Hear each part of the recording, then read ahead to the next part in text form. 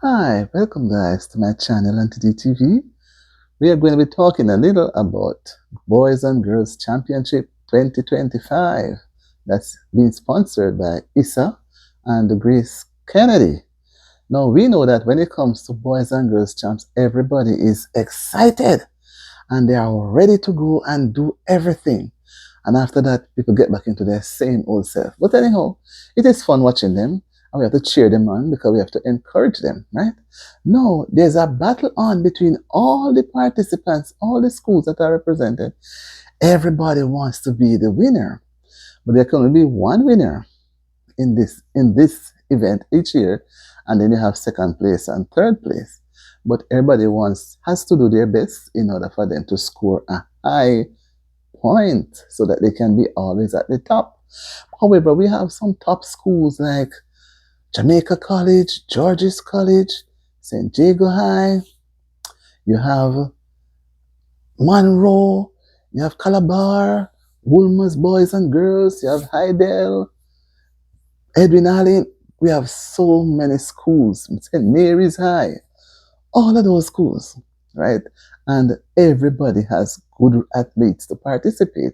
But as I say, there can only be one winner. So we have to watch and see how they perform because timing is important in all of these events, right? So they are so intrigued in what they are doing that they at times, they have to do trainings at school. Sometimes when I see them running all over the place, they run for miles to keep the body fit, right? And they are not discouraged. They are not discouraged. And I would imagine that sometimes they are not even so ready, but they see their friends doing and they encourage each other and they kept this momentum going because what they have to make it to the finishing line. One of which I like to watch is the relay. As you know, the relay gathers a lot of speed, quick speed. You have to be so fast. And the best of runners that can do the 100-meter or the 200 meters are the ones that they use to start and to finish.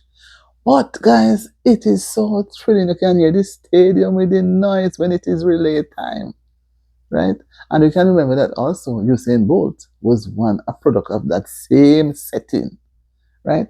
So when I look at it now, Heidel continues to dominate, right? Along with good performances from Edwin Allen and Homewood Technical. So you see those schools, Homewood Technical, they always have some good people who can run, Yeah, man, I always wonder how Homewood always try to keep up in these events, right? But they always do. And you have another one at Fogar Road, which is Fogar Road High. They have been making good marks in the in the in the in the thing as well, in the 400-meter, right? And from she started, the young lady from Foga High, it is said that from she started the race to finish, she did not lose any momentum. She controlled the race. She controlled it, right? It's a 400-meter race. And she did so well. And with St. Elizabeth Technical, they were also there, and their presence was strongly felt too, because St. Elizabeth Tech, which is commonly called STETS, are always popular teams there. And St. Mary I too, Campion and Jago, they finishing all in record time. So you see, everybody now trying to keep up because what they want to be a winner. Everybody want to be a winner, right? But they're not wrong, Whatever you do, you must come out to be the winner. But how many winners can there be? That's what is important, right? So when I look at Immaculate, they captured the gold in the girls' class 2 long jump, while defending champions Jago finished third. Can you imagine? Immaculate overtook them, right? And there were other schools that were performing well. You have St. Catherine I, Monroe College, Herbert Morrison. Quite a few schools, quite a few of them.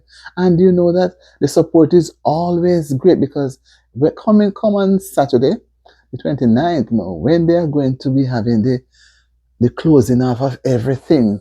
You can imagine all the different schools plan trips to go into town, to the stadium, to watch, to cheer their schools on.